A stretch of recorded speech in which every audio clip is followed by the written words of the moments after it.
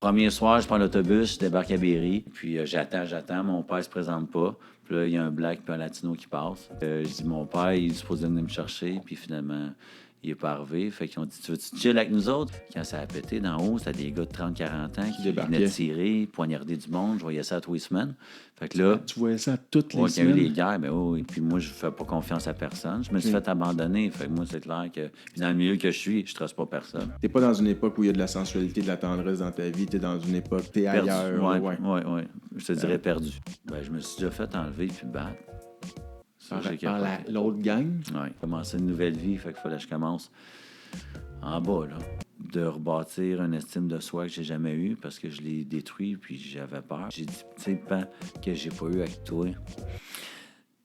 Je vis tout ça avec mon fils. Okay. Puis je sais que dans le fond, il a fait son meilleur parce qu'il n'y a rien eu de ses parents auparavant. Tu sais, faut t'approcher une fille, il y en a qui font ça à 12, 13, 15 ans. C'est encore épeurant à 47. Oui, non, c'est vrai. Moi, je voulais faire un but devant mon père, tu sais. Puis quand au match de soccer, je voyais les familles, ils étaient là, c'était tout leur père. Moi, j'avais juste ma mère tout seul, puis ça me faisait chier. Mais Chris, j'étais chanceux d'avoir ma mère qui était là. T'avais déjà quelqu'un. À cet âge-là, ma perception, c'est le manque de mon père, il a tout fait pour moi. Elle s'est sacrifiée. Puis... ça te touche? Ouais. Parce que c'est... Aujourd'hui, c'est le premier moment avec Michael. Il a grandi de son propre aveu avec ce qu'on appelle la blessure de l'abandon. Puis je vous le confie tout de suite, je suis pas fier de moi, mais mon premier réflexe, ça a été de voir nos différences. Alors que derrière les apparences, il y avait une mère monoparentale relativement pauvre qui a tout fait pour son fils. Il y avait un père au coude un peu trop léger qui l'a trop souvent oublié. Un homme qui s'était reconstruit aujourd'hui pour devenir lui-même un père pour un fils dans une relation aimante. On avait beaucoup plus en commun que je pensais. Michael, c'est un conférencier, un musicien, mais c'est surtout un humain d'une grande qualité. Il a connu les gangs de rue à juste 11 ans, puis il a vu des choses atroces qu'on devrait pas voir, encore moins si jeune. La dépendance, c'est pas juste aux substances. Quand tu viens d'un milieu défavorisé, la dépendance, ça peut tout simplement avoir un peu d'argent, puis soudainement, l'attention vient à toi. Surtout si t'es adolescent. Puis un jour, tu réalises que t'es ton meilleur client, puis t'es au bord du gouffre. Michael, il est engagé touchant. Puis avec lui, on a eu une discussion sans détour. Il a bien failli me faire pleurer 2 fois. En fait, il a réussi. On devait vous partager 2 épisodes cet été avec un homme que j'apprécie beaucoup qui s'appelle Jean-Marie. Ça viendra. Mais comme les femmes autour de moi me demandaient la perspective d'un homme, la vie a mis sur mon chemin un frère. En espérant qu'en attendant, ce soit ça aussi, ce que femme veut. Salut, Michael. Yes, salut, Léo. Je suis content que tu sois là. Merci de l'invitation. Ça me fait grand plaisir. Michael, t'es conférencier, musicien, créatif en plein de trucs. T'as eu plein de business aussi. En tout cas, quelques-unes. T'as eu des salles, entre autres. Oui. Mais t'as aussi un parcours où t'es passé par des moments moins faciles, par la rue, entre autres. Puis même à juste 11 ans, t'es un peu tombé dedans. Exactement. Ce qui fait un peu l'être que t'es aujourd'hui. Exact. Avec toute ta lumière. Tu m'as aussi parlé qu'au travers de ça, tu sens que tu as la blessure de l'abandon qui t'habite. Oui. Mais qu'aujourd'hui, tu vis mieux avec ou contrôles mieux. Je sais pas lequel est le bon terme, là. On peut dire que j'ai accepté, j'ai lâché prise et j'ai pardonné. Ça a bien de l'allure. À 11 ans, sur le coin de la rue, à Berry, ton père t'a oublié. Oui. Tu fais ta première ligne de coke, puis ça va être le début d'une nouvelle vie pour toi qui va durer toute ton adolescence jusqu'à 19 ans à peu près. 19-20 ans, exactement. Okay. Ouais. Ça a sûrement teinté ta vie, ça a peut-être même teinté tes relations. Oui. Fait qu'on va y revenir. On se connaît peu. On s'est jasé sur les réseaux. Oui. Puis là, je vais te faire un aveu en partant. OK. Et je suis pas fier de moi, mais je t'avoue que la fin est belle, par exemple. La fin est belle, c'est bon. La première fois qu'on s'est parlé, je me suis dit, on est différents. Je sais pas si la clientèle a le goût de ce genre d'histoire-là. Tu sais, je me suis posé cette question-là. OK. Puis 2 secondes après, j'ai fait, mais t'es ben épais, man. OK. Au lieu de te concentrer sur le 90% que vous avez en commun, tu te concentres sur le 10% de différence. Puis je me suis dit, non, on fera pas ça. Le gars a une histoire extraordinaire. Puis j'ai plus de chances de trouver un frère dans ce gars-là que j'ai de chance de trouver quelqu'un qui est si différent que ça de moi. C'est cool, merci. Ça a été ça mon... Avant qu'on se rencontre ou juste l'échange sur les réseaux sociaux? Les premières fois quand on s'est jasé, puis je suis sûr que tu as fait la même chose, on fait ça. Tu es allé voir un peu qui je suis, puis je suis allé voir un peu qui t'es. Puis là, Mais quand on s'est vu en personne, moi, j'ai connecté tout de suite. C'est Suite. filé tout de suite. Suite, C'était puis instantané. Même avant, j'ai fait, Ouais. non, regarde, Ouais. oublie comment t'es framé, tu sais. Ouais. On Tu est sais, pas... le petit hamster quand il part. Exactement, là. et qui se pose trop de questions. Ouais. J'ai fait, non, t'as plus de chances de trouver une belle personne Ouais. que t'as de chances de finalement trouver quelqu'un qui te ressemble pas, je trouve. Exactement. Aujourd'hui, tu étais dans une belle page, je pense, de ta vie, Oui, vraiment. mais t'as eu un petit dark side. Oui. Oui. On commence ça. OK. Ça fait un petit moment qu'on fait ça ensemble, que je m'assois devant mes amis, devant des femmes extraordinaires pour essayer de comprendre ce qu'elles vivent, de comprendre ce qu'elles ont envie, puis essayer aussi de créer des ponts entre les hommes et les femmes. Puis oui, c'est des moments et des questions intimes, puis je me fais un devoir d'écouter les réponses. Au travers de ça, il y a un phénomène qui me fascine, c'est qu'on grandit partout dans la francophonie, mais malgré tout, il y a juste 16% des gens qui nous écoutent, qui sont abonnés. Fait que c'est un classique, mais un like, un com, un abonnement, ben oui, ça aide la chaîne beaucoup pour vrai. Merci et bon épisode. Parfait. Il y a une étude au Canada qui semble dire que chez les garçons, avant 13 ans, il y en a jusqu'à 19% qui ont participé à une bataille en gang. Oui. C'est pas peu. Il y en a même un fort pourcentage qui ont eu des armes sur eux à l'école. Oui. On va tracer un lien avec tes relations plus tard. Tu m'as déjà dit comme quelque chose comme j'ai passé 10-15 ans dans Fugueuse, moi. J'ai passé 10-15 ans. Ben moi, c'est dans le fond, à partir de 11 ans jusqu'à 20 ans. Ouais. J'ai vécu dans le centre-ville à Montréal. J'ai pris un mauvais chemin. J'ai été influencé. J'ai écrit un faux vidéoclip, si on veut. Il y en a 2 grands qui sont venus me rencontrer. Puis il avait l'air hot puis cool. Puis je les ai suivis. Et puis le moment que mon père m'avait oublié le soir du terminus à Berry-UQAM. Et puis c'est là que j'ai fait ma première clé cocaïne. C'est là qu'ils m'ont montré le modus operandi, que de tenir une sacoche. Déjà en partant, là. Oui, ils m'ont présenté des gens cool, ils étaient tous bien habillés, les chaînes, les calottes sur le côté, il y avait l'air de 50 Cent puis Tupac. Moi, 11 ans, tu sais, j'aime le hip-hop, je regarde des vidéoclips, puis on a l'air cool. Ouais. Puis moi, je suis là au centre-ville de Montréal, il fait 25-30 degrés, fait que je les suis, tu sais. Fait que ça a commencé ce soir-là. Par la suite, ben, j'ai fait ça à temps partiel les week-ends. Quand j'allais voir mon père, ma mère était contente que je veuille aller voir mon père. Je prenais l'autobus, je débarquais à Berry. Puis mon père, que je sais là ou pas là, il s'en rendait pas compte. De Drummondville. Moi, j'habitais avec ma mère à Drummondville. Déjà à 11 ans, moi, tu sais, comme père, là, je m'imagine mon fils dans 2 ans et demi, puis tu sais, comme ça me ferait peur, tu sais. Mais ma mère, dans le fond, elle travaillait. Fait qu'elle pouvait faire l'over les fins de semaine. Fait qu'elle était contente. Le vendredi, elle allait me conduire au terminus. Ça allait le libérer. vendredi soir, j'allais chez mon père. Puis là, elle était contente que je voulais être en relation, passer du temps avec mon père, mais 95% du temps, je voyais pas mon père. Parce que c'est un alcoolique chronique, c'est un gambler, c'est un toxicomane, c'est un workaholic. Fait que je sais là, j'étais pas là, je faisais ce que je voulais. Puis des fois, quand j'étais avec, ben, il m'amenait travailler avec lui. Puis c'était un poseur de tapis, il est entrepreneur, puis des fois, il me laissait ses jobs tout seul, puis arracher du tapis, puis il allait se saouler. Ou bien, il m'amenait tout le temps à la taverne à 11 ans, puis je passais mes journées à checker, jouer aux machines, puis les barmaids s'occupaient de moi pendant ce temps-là. Fait que... J'ai pas vécu ça, mais j'ai quand même vécu quelque chose de similaire où mon père était tenancier de bar, puis c'est un homme avec qui je m'entends pas pire aujourd'hui, mais quand même à l'époque, il pigeait dans la caisse, puis il allait se saouler avec ses chums. Là. Fait que moi, je jouais au pool à 6 ans, mais le jour, là, pas moins le soir, là, mais quand même, j'ai connu ça un peu. Raconte-moi donc un brin plus en détail cette première soirée-là où tu prends le bus puis tu arrives à Berry. Ben, c'est ça, je débarque à Berry-UQAM. Moi, dans le fond, c'était comme... Avant, mon père était supposé venir me chercher, tu sais, puis on restait à Sorel, puis il venait pas les week-ends, tu sais. Okay. Puis ma mère était serveuse d'une cantine, puis elle faisait son possible pour backer le rôle de lui qui payait pas à moitié des pensions, puis tout ça. Puis moi, j'attendais le vendredi, je me souviens, mon père... Puis il était supposé venir me chercher. Puis à toutes les fois, le camion, il brisait, il y avait une histoire. Puis il n'y avait pas de mécanicien qui travaille les fins de semaine. Donc, c'était la raison. Mais moi, mon père, c'est mon héros, fait que je croyais ça. Ben oui. Mais en fait, il était arrêté aux danseuses avec des chums, puis le party, il a pogné. Fait que de là est née la blessure de l'abandon. Mais par la suite, quand on a déménagé à Drummondville, c'était une opportunité pour moi d'aller voir mon père parce que je prenais l'autobus, fait que c'était sûr que j'allais le voir. T'sais. Même s'il m'oubliait, il m'avait oublié au début, par la suite, mais j'allais quand même dormir là, je faisais ce que je voulais. Fait que, puis quand il m'amenait travailler avec lui, fait que c'est là que je pouvais gagner comme le manque que j'ai jamais eu. Fait que c'est ça. Premier soir, je prends l'autobus, je débarque à Berry. Il fait chaud, c'est l'été.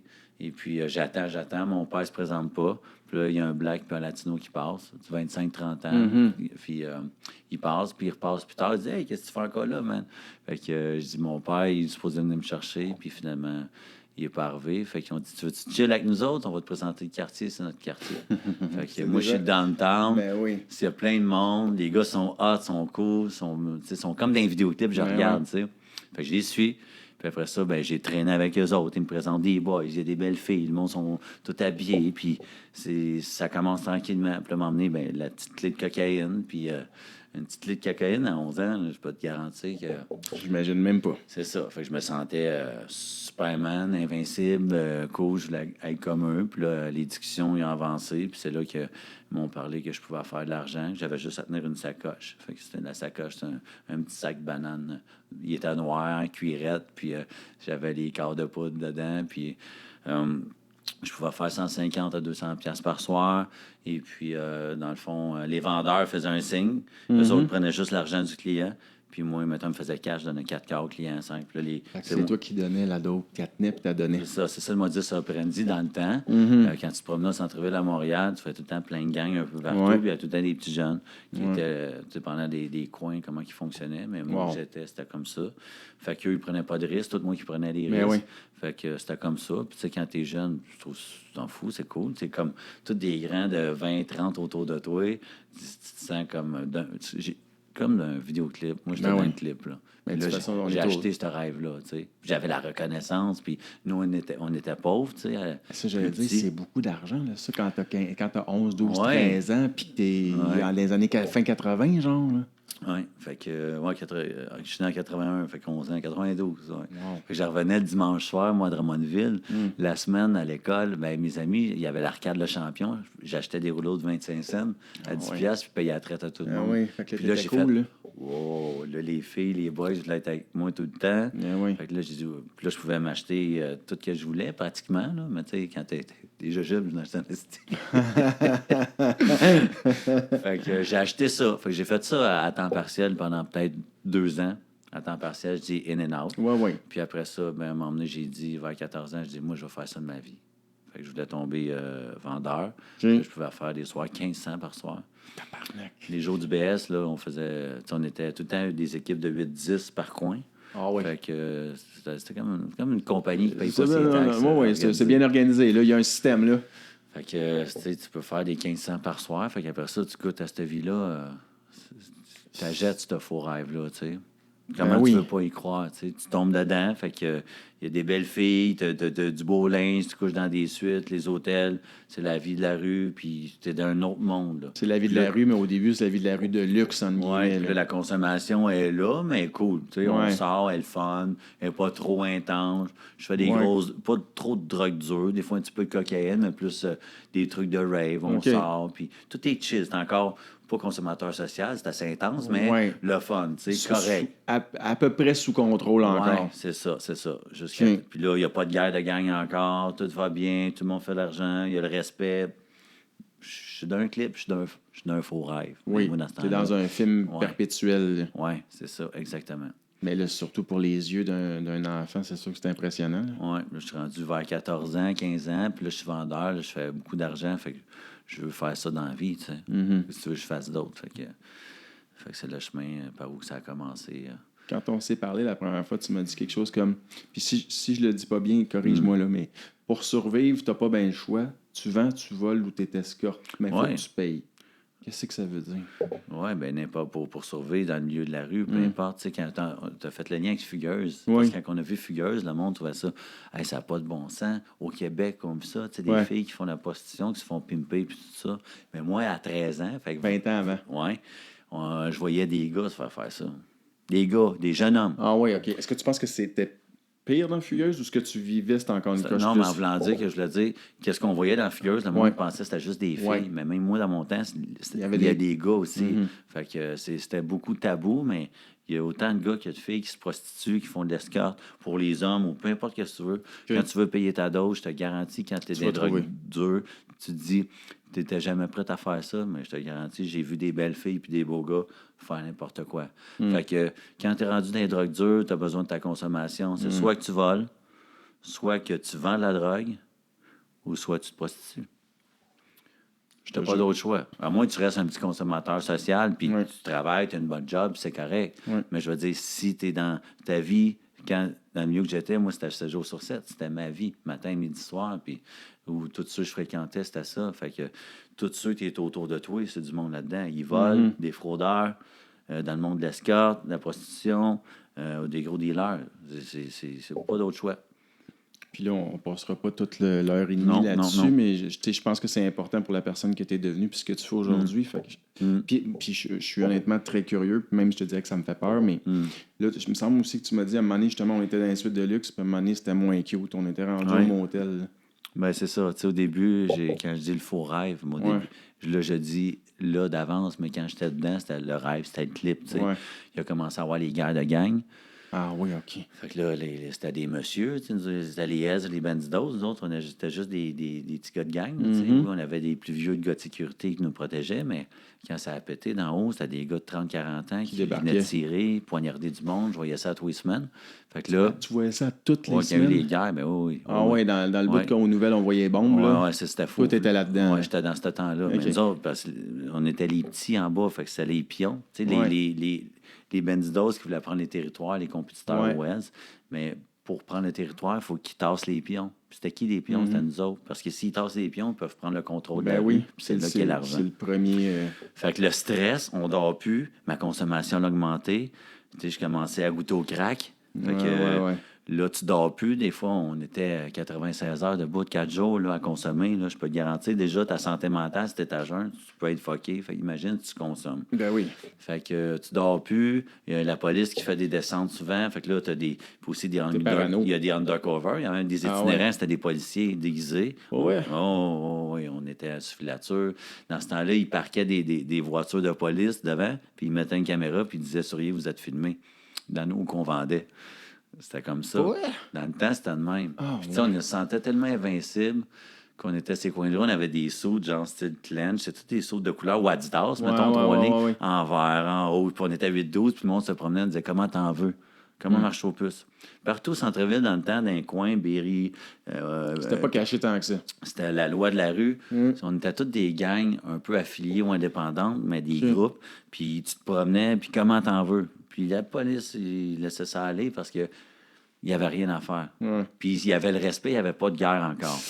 Il laissait aller parce que ça restait dans le milieu. Quand il y a eu les guerres, puis ça commençait à changer, là, c'était grave. Fait que c'est ça. Dors plus, consomme des gros produits comme le crack, une grosse drogue, ça devient accro.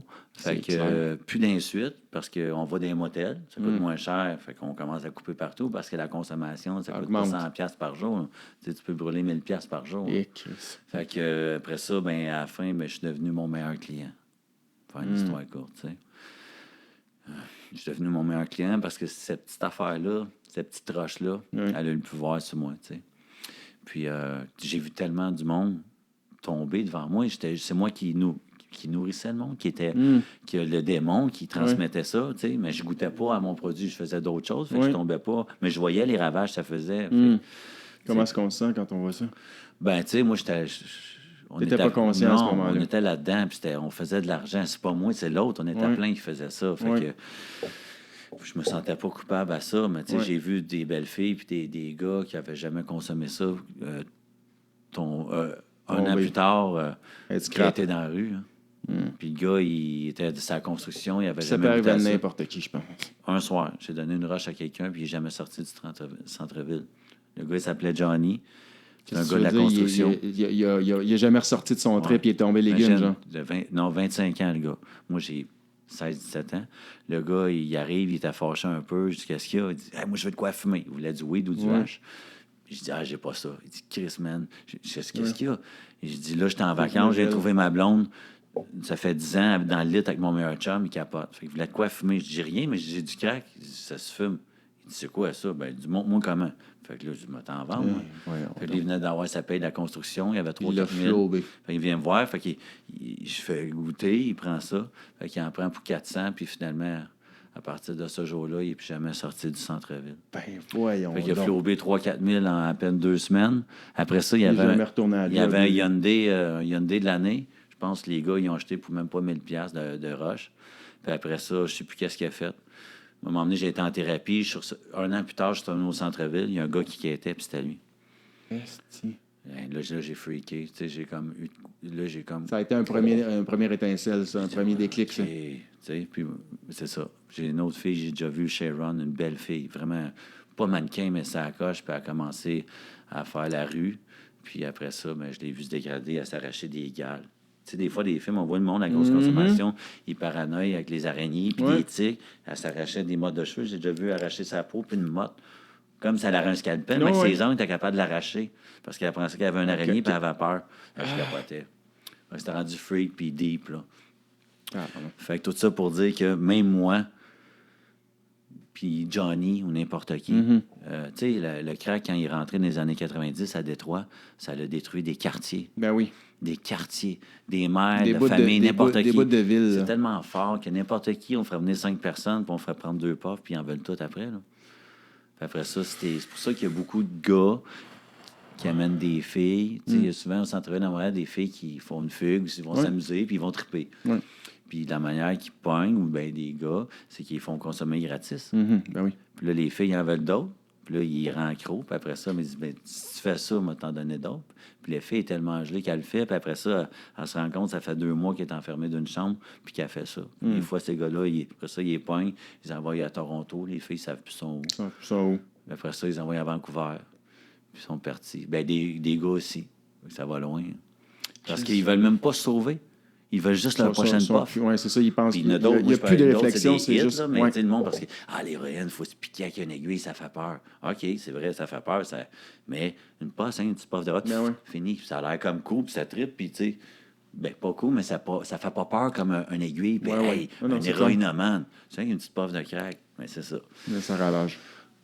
Fait que je suis devenu mon meilleur client, puis...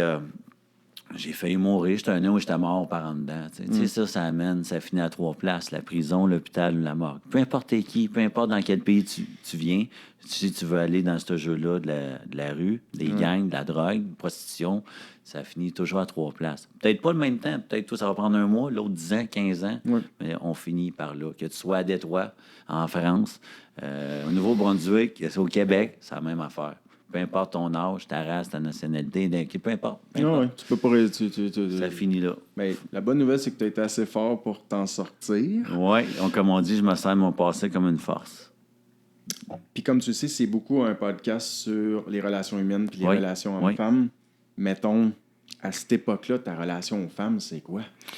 J'en ai pas, dans le sens que, relation, j'ai pas de blonde, rien, puis moi, je fais pas confiance à personne. Je me suis fait abandonner, fait que moi, c'est clair que... Puis dans le milieu que je suis, je trosse pas personne.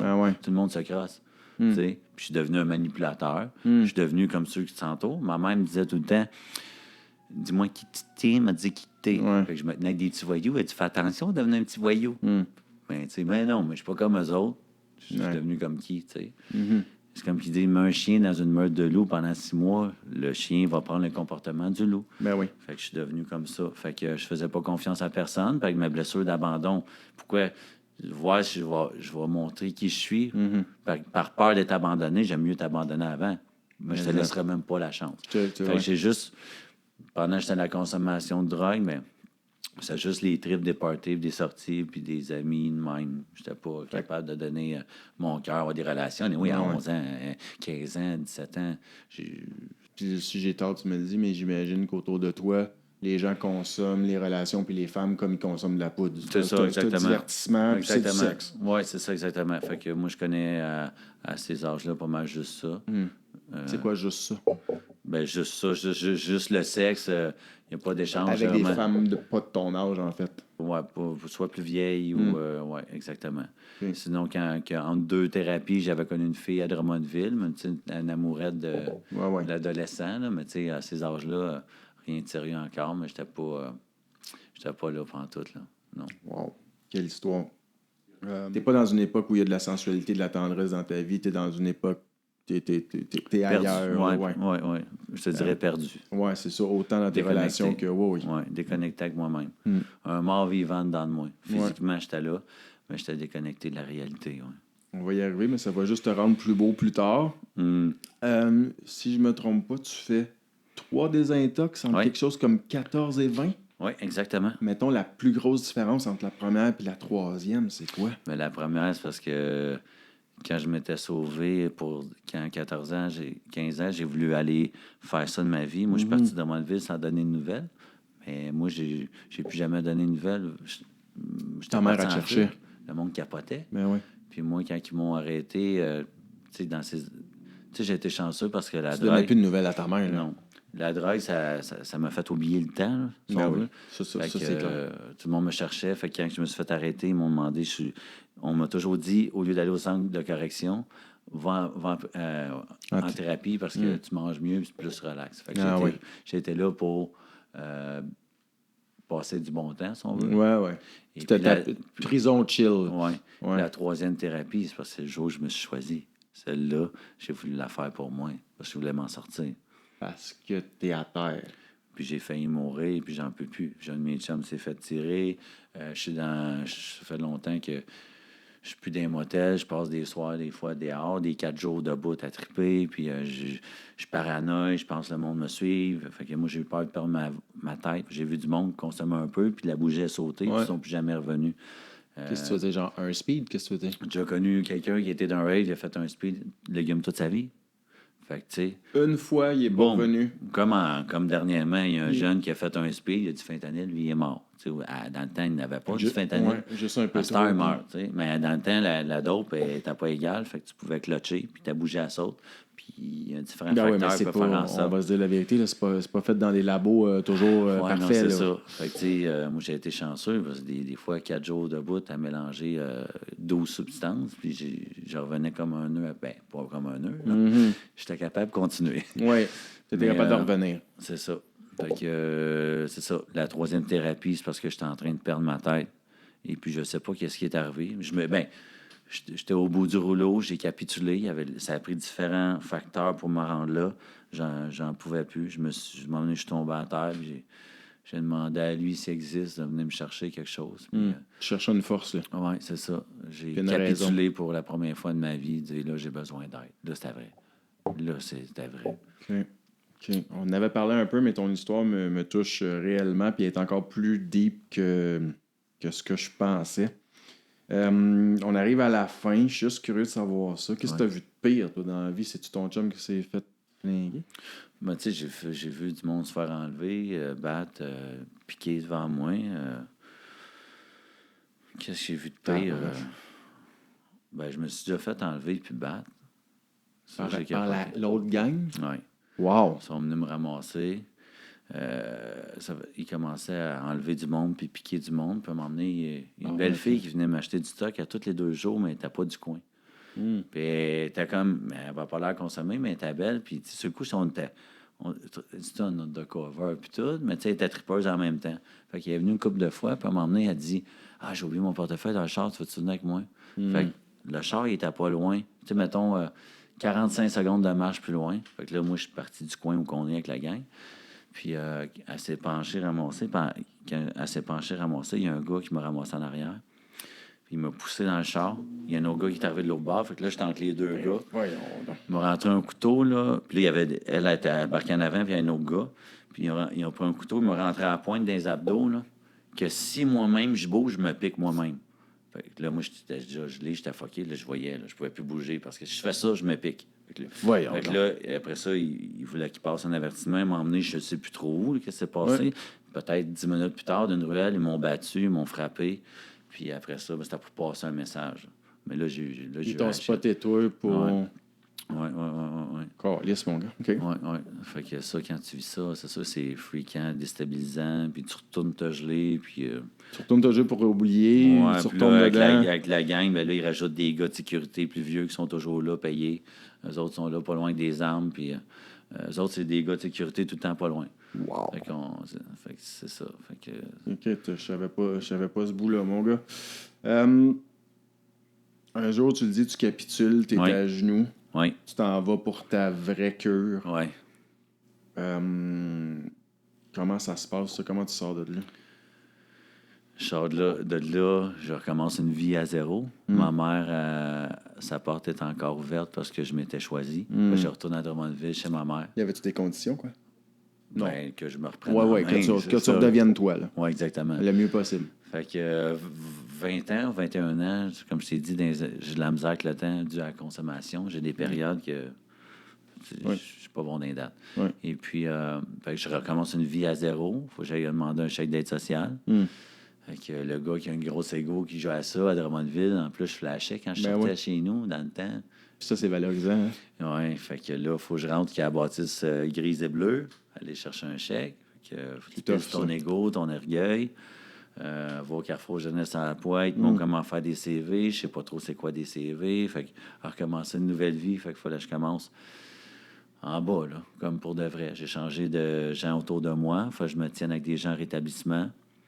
Je réapprenne à vivre parce que je savais pas c'était quoi vivre, la vraie vie. J'ai appris à me connaître, à me trouver, à aller à l'intérieur de moi, puis de rebâtir une estime de soi que j'ai jamais eue parce que je l'ai détruit, puis j'avais peur. Fait que j'avais peur de la vie. Commencer une nouvelle vie, fait qu'il fallait que je commence en bas, là, comme pour de vrai. J'ai changé de gens autour de moi. Faut que je me tienne avec des gens en rétablissement. Je réapprenne à vivre parce que je savais pas c'était quoi vivre, la vraie vie. Par la suite. Oui, mais c'est fort le cerveau. Tu peux clutcher, mais c'est fort. Il va trouver un autre chemin. Là. C'est ça. Fait que change si tu veux que ça change. Fait que j'ai commencé à faire ça dans ma vie. Fait que j'ai commencé à me tenir avec les gens qui ont des yeux qui brillent. Je suis devenu petit à petit avec cette lumière-là dans les yeux. Puis avec le temps, ben j'ai évolué puis j'ai voulu, à ma façon, retransmettre cette lumière-là à d'autres jeunes. Fait que je me servais de mon passé comme une force. Puis là, j'avais trouvé un feu, quelque chose qui m'habitait, que je savais que si j'écoutais puis je suivais cette voie-là, que la vie peut être bonne, peut goûter bonne pour moi, tu sais. Puis c'était possible. Fait que j'y croyais. Fait que j'avais cette force-là qui me suivait, puis je m'étais entouré de gens comme ça. Fait qu'en étant entouré de gens comme ça, ben tu peux pas tomber. Tu as des gens qui sont là vraiment pour toi, tu sais. Il y a des meilleures chances, en tout cas. Oui, c'est ça. Puis, au Carrefour Jeunesse Emploi, j'ai rencontré... j'ai croisé la première fille de ma vie à jeun. OK. J'avais jamais connu ça, être à jeun avec des filles, mettons, ou pas des filles à problème. Ou... Fait que là, j'ai croisé pour la première fois une fille qui était là en train de faire des ateliers puis son CV. OK. Puis c'est devenu la mère de mon enfant. OK. On s'est mariés, puis on était 15 ans ensemble. Oh wow. Ouais. Quand même. Oui, fait qu'il fallu que j'apprenne toutes les premières fois de la vie normale, faut que tu fasses. Moi, j'ai commencé ça vers 20 ans, à affronter ces petites peurs-là. Tu sais, la première fois que tu approches une fille, il y en a qui font ça à 12, 13, 15 ans. C'est encore épeurant à 47. Oui, c'est vrai, c'est vrai. Oui, c'est vrai, j'avoue. Oui. Fait que, pas comme avant, là. On apprend à dealer avec le rejet, faire comme fuck off, là, c'est pas grave. Oui, fait que j'ai appris à faire ces petits moves-là. J'avais écrit un petit papier. Pour vrai. Un peu comme qu'on fait dans la classe, là, quand on est petit. Ouais, là. mais là, tu sais, check-moi ça. Elle sort du Carrefour, puis là, moi, j'avais écrit qu'est-ce que je fais? Là, je reste chez ma mère, puis tout. Je fais quoi? OK, ouais, je l'invite chez ma mère, c'est trop bizarre. C'est moi, le gars qui a connu de suite, puis tout. Puis, tu sais, j'ai un ego quand même. Oui. Fait que, bref, j'ai dit, l'inviter au cinéma. J'ai dit, tu venir au cinéma, ça sort avec moi, tu sais. J'ai un petit papier. Fait que là, elle marche, il y a une petite neige. Je dis, hey, t'as échappé un papier à terre. Ça veut... Non, j'ai pas échappé le papier à terre. Elle continue. Je dis, ben oui, t'as échappé. Elle dit, non, j'ai pas échappé le papier à terre. Là, j'ai pris le papier, j'ai dit, tiens, ton papier, je suis parti. Pour vrai? Oui. Puis finalement, elle m'a appelé tout de suite le soir même, par la suite, puis elle attendait rien que ça que je parle. C'est une belle histoire, ça. Non, c'est cool. On est restés 15 ans ensemble, puis c'est une femme incroyable dans ma vie. Et c'est encore une amie, même, je pense. Oui, puis c'est une maman incroyable pour mon fils. Écoute, j'aurais pas pu demander mieux que ça. C'est déjà immense. Vraiment, c'est un beau cadeau de la vie, ça. Très reconnaissant, privilégié de vivre ça. J'ai une petite question pour toi. Tu as brièvement parlé de ta mère. C'est qui, cette femme-là? Ma mère, c'est une guerrière. Ouais, dans le temps, toute la rage que j'avais face à mon père, du manque, mais je la pitchais à ma mère. Je la hissais à ma mère. Ouais. Parce que qui il faut que je punisse? Tu sais? Fait que, ça sort sur les gens les plus proches. Oui. Mais j'étais pas reconnaissant de ce qu'elle faisait, c'était pas assez. Puis elle faisait tout. Chris était serveur, était dans un quartier pauvre à Sorel. Elle était serveuse d'une cantine à temps partiel. Là. Tu fais pas d'argent. Elle était capable de manger. Mon père ne payait pas ses pensions. Elle faisait, on avait des sets de vaisselle dépareillés, des choses de bord. Mais moi, je me comparais à mes amis que Charles, Paul et Kevin, qui avaient une belle maison. Les autres restaient dans un quartier avec la pelouse verte, le barbecue, la famille ensemble. Fait que, ils portaient du vieux harnais. Moi, j'avais pas des trous dans mon linge, mais j'avais pas de marque. Fait que là, moi, l'envie était là. Mais ma mère, elle faisait tout, tu sais. Elle faisait tout. Puis, tu sais, jamais qu'elle a descendu mon père, tu sais. Il y en a beaucoup. Elle a gardé une forme de respect pour cette relation-là. Pour toi, quand le mécanicien était brisé, là. Quand le camion était brisé puis il n'y avait pas de mécanicien, mon père ne venait pas me chercher. Elle disait que c'était vrai. Elle ne descendait pas, tu sais. Fait que, bravo à elle. C'est une guerrière, c'est une grande dame que je respecte. Elle venait à tous mes matchs de soccer. Quand j'étais petit, j'étais un petit sportif. Mais tu sais, encore là, j'avais une rage qui m'habitait parce que je voulais que ça s'aille. Moi, je voulais faire un but devant mon père, tu sais. Puis quand, au match de soccer, je voyais les familles, ils étaient là, c'était tout leur père. Moi, j'avais juste ma mère tout seul, puis ça me faisait chier. Mais Chris, j'étais chanceux d'avoir ma mère qui était là. T'avais déjà à cet âge-là, Oh, ma perception, c'est le manque de mon père. Il était pas là. Puis même ça m'encourageait, puis elle était là même à mes pratiques. Elle faisait tout. Elle se sacrifiait pour moi, pour m'acheter un beau morceau de linge. Mais parce qu'elle était là, tu le voyais pas. Non, c'est ça. Mais, c'est une femme que j'admire, a tout fait pour moi. Elle s'est sacrifiée. Puis. Ça te touche? Oui. Parce Pourquoi? que c'est beau. Ben oui. La force qu'elle a. Puis je pense qu'elle me l'a. Mais non, je pense pas. Elle me l'a transmis. OK. Parce que je lis cette force-là avec mon fils. Puis elle est encore là autant qu'elle l'a fait pour moi, pour mon fils. Puis cette force-là, aujourd'hui, depuis le jour où je me suis choisi, que j'ai dégelé puis j'ai connecté à moi-même, mais j'ai fait un recap de ma vie, puis j'ai vu tout ce qu'elle a fait pour moi, puis je suis conscient de ça. Je suis privilégié d'avoir une femme, une mère comme ça, qui n'a jamais lâché, qui s'est battue. Quelle force! Il y a d'autres femmes monoparentales qui font ça. Quelle force qu'ils ont! J'admire cette force-là. Moi, à quelque part, mais je pense qu'elle me l'a transmis. Tu sais, puis... même si tu le voyais pas plus jeune. Gratitude. Ouais, aujourd'hui, dans ma vie, je suis père, tu sais. Puis je vois comment elle est avec mon fils, qui a 18 ans maintenant, mais comment elle a été depuis le début, présente. Puis même pour les gens autour d'elle, mais wow, quel beau cadeau de la vie d'avoir une maman comme ça. Mais Colin, que je l'ai fait chier dans ma vie, tu sais. Parce que j'avais une rage, puis moi, à qui je voulais apitcher, c'est elle qui était là, hein. Je l'haïssais, mais c'était pas... Je savais pas comment bien dealer avec ça. C'était de la rage que tu portais, puis c'est elle qui payait. Ah ouais. Aujourd'hui, j'ai une belle relation avec elle. Tu sais, quand je te disais au début, j'ai bien fait de pas me fier sur la différence, mais tu vois, moi, j'ai une mère monoparentale, un père alcoolique, puis je suis père aujourd'hui. Ouais. Fait qu'il y a des affaires. C'est ça. Ah, c'est beau, cette force-là. C'est beau de le voir. Ouais. Pas évident, mais il faut qu'une femme, ça, c'est une vraie battante, une guerrière, au grand cœur. C'est beau, ça. Justement, tu sors de désintox, tu rencontres René. Oui. Tu réapprends même à parler un peu. Je te donne 2-3 stats, justement, sur la blessure de l'abandon, puis tu me dis comment toi tu l'as vécu. Il paraît que, selon l'auteur, il y aurait 5 blessures qui nous empêchent d'être à peu près normal en relation, dont celle-là. On se sent généralement... Quand ton enfant vit ça, il se sent généralement délaissé, ignoré, puis il n'y a pas tout à fait assez de présence affective. Généralement, c'est des symptômes. Fait qu'il y a une espèce de grande peur d'être rejeté.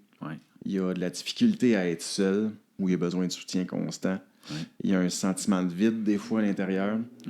Ou il peut être en relation fusionnelle, ou au contraire, dire « tu m'auras jamais, toi ». Puis il y a souvent une espèce d'angoisse de l'abandon des relations professionnelles, amoureuses ou amicales. Ça ressemble-tu à ce que tu as vécu? Oui, exactement. Un petit peu de tout là-dedans. OK. Vraiment. OK. Puis comment tu as su que tu portais ça? La blessure de l'abandon? Ouais. Ben, c'est à force d'évoluer, faire des thérapies, faire du développement personnel. De t'informer. J'ai été voir des spécialistes, je me suis fait suivre. J'ai voulu comme apprendre à me connaître. Fait que moi, j'ai essayé un peu de tout. Fait que j'ai su. Puis quand que j'ai vu des exemples, puis j'ai été approfondir ça, mais écoute, je l'ai senti. J'ai bien vu, c'était de ça. Là, puis tu m'as dit que tu transportais ça face à ton père. Ah, bien sûr, l'abandon, oui. Aujourd'hui, tu es toujours en relation avec lui? Oui, on se voit. Ouais, j'ai pardonné à mon père. OK. Tu sais, j'ai 43 ans, j'ai pardonné à mon père. Un vrai pardon, ça fait à peine quelques années, tu sais, 5-6 ans. OK. C'est quoi ça, un vrai pardon? Ah, parce que j'ai déjà fait un pardon juste dans l'ego, dire que pour me libérer, dire je pardonne. Tu sais, parce qu'en thérapie, il disait d'écrire des lettres de pardon. Puis m'emmener tourner autour du pot. Fait que là, il dit faut que tu pardonnes à ton père. Puis là, m'emmener, j'ai dû m'aller voir mon père, dire que je pardonne, puis je te pardonne. Puis une petite accolade, merci, bonsoir. Mais c'était pas. Puis on fait comme si c'est réglé. Ouais, mais c'était pas vrai. C'était pas. Tu sais, il y a l'honnêteté, puis il y a la vigoureuse honnêteté. OK. C'est différent. Ça faisait puis, quoi? dans mon cheminement, ben, en voulant dire, des fois, tu peux faire entendre quelque chose à quelqu'un qui veut dire qu'est-ce qu'elle va attendre. C'est pas nécessairement 100% vrai, mais le fond de ta pensée, c'est... c'est autre chose. C'est ça, exactement. Ah, OK, je comprends. Donc, c'est ça, mon père, ben, finalement, c'est un cadeau qui me... Tu sais, il n'a pas été présent. Il a eu un problème de dépendance, puis il n'a pas pu me donner qu'est-ce qu'il n'y avait pas, tu sais. Non. Puis ses parents, ils ont donné quoi? Tu sais, qu'est-ce qu'il y a eu? Il n'y a rien eu. Il n'y a rien eu. C'est un petit gars qui a grandi avec un manque d'amour, puis il a connu la boisson, puis quelque chose, puis il a gelé ça. Puis après ça, il travaille, dans le temps, travaille, devient un homme, puis il a des enfants, puis il a fait son possible, puis il s'est perdu, puis il savait pas quoi. Fait que, tu sais, puis le voir dépérir, puis tout perdre à la fin, là. Tu sais, moi, mon père, je l'ai connu, c'était un bel homme, fier, puis un entrepreneur, faisait quand même de l'argent jusqu'à temps que, quand j'ai eu 15-16 ans, j'ai commencé à le voir déraper. Puis à la fin, il avait été pawné ses outils, tu sais. OK, il était rendu... Il s'est ramassé dans la rue, tu sais. Ah, oui, OK. Fait que ça, quand que tu vois ça de ton père, puis j'ai vécu des épisodes de le voir au bout, là, tu sais, de tout perdre, puis il a fait peut-être 25 thérapies, mon père, tu sais. Il essayait, mais ça, il rejetait. Il essayait. Des fois, il allait là parce que t'es logé nourri gratis. Puis quand tu ressors, ton chèque, il est plein. Tu peux Un peu triper. comme toi la première fois, c'était pas T'sais, pour les vraies raisons. Oui, mais lui, c'était sa façon de trafiquer. Le système un peu. Oui, c'est ça. Fait que... OK. Fait que j'ai... dans le pardon, mais tu sais, j'ai dit, pas la plus belle chose que tu m'as pas montré, c'était de pas faire comme toi, tu sais. Je le sais, la souffrance que tu as vécue. Puis dans le chemin, je m'en allais à la fin, là. À un moment donné, j'ai vu la réalité à mon père. Je me dis que je m'en vais direct comme lui. Tu veux dire par rapport à ton gars? Par rapport à moi, À mon toi. père, à ma consommation, puis quand je m'en allais tomber, oui, j'ai eu ma tête, j'ai eu peur de mourir, plein d'affaires, mais en plus d'avoir l'exemple de mon père, qui était un homme fier, qui avait tout, puis qui tombe dans la rue, mais je vais me ramasser comme mon père, tu sais. Ça fait peur, ça? Oui, vraiment. Fait que j'ai pardonné parce que c'était pas de sa faute. J'ai pardonné. Ça prend quand même une certaine pardonné. conscience puis une certaine grandeur. Ah, ben là, ça m'a pris du temps. Là. J'ai 43, comme je t'ai dit, ça fait 5-6 ans de ça. Mais il y en a qui y arriveront jamais, hein, Michael? Oui, c'est vrai, t'as raison. Mais ça m'a tellement libéré. Là. J'ai tellement... C'est un cadeau que tu t'es fait. Ah, vraiment, vraiment. Puis c'était un beau moment. T'sais, il a pleuré, j'ai pleuré, puis on s'est serré, puis Comment tu y es je me sentais léger. Ben, j'ai écrit une belle lettre. OK. J'ai écrit une lettre, puis j'ai été le voir, il est placé d'un foyer. Là, aujourd'hui, il a 81 ans. Puis, tu sais, parce qu'il est magané, il a fait des ACV, puis tout ça. OK. Fait que je me suis assis sur la balançoire. J'ai dit, Père, j'ai de quoi te dire. OK, il dit, tu sais... Fait que là, j'ai une lettre, mais je vais te la lire, puis tu vas la garder, puis tu vas la voir plus tard. Fait que j'ai pris la lettre, puis j'ai lu au complet. Ouais. Fait que c'était vraiment libérateur. C'était un beau moment. Puis, c'est un beau cadeau que je me suis fait. Okay. Puis je sais que, dans le fond, qu'est-ce qu'il a fait? Il a fait son meilleur parce qu'il n'y a rien eu de ses parents auparavant. Ça, je sais que j'ai dit quelque chose comme ça. Puis j'étais sincère, puis j'ai dit je l'aime. Puis je suis content que ça est encore là en vie. Puis je suis content que mon fils, il vient le voir, puis qu'il y a une belle relation avec. Puis j'ai dit je suis heureux de ça. Puis j'ai dit, tu sais, pas que j'ai pas eu avec toi. Je vis tout ça avec mon fils. J'ai tout le contraire. Mon boys aussi, je vais au gym avec, on fait de la boxe, on va au hockey, on déconne. Il me compte toutes ces affaires, je l'amène dans mes ateliers sur l'estime de soi, je fais des conférences, je le fais parler en avant. Wow. C'est mon boy, c'est un confident et je l'aime assez.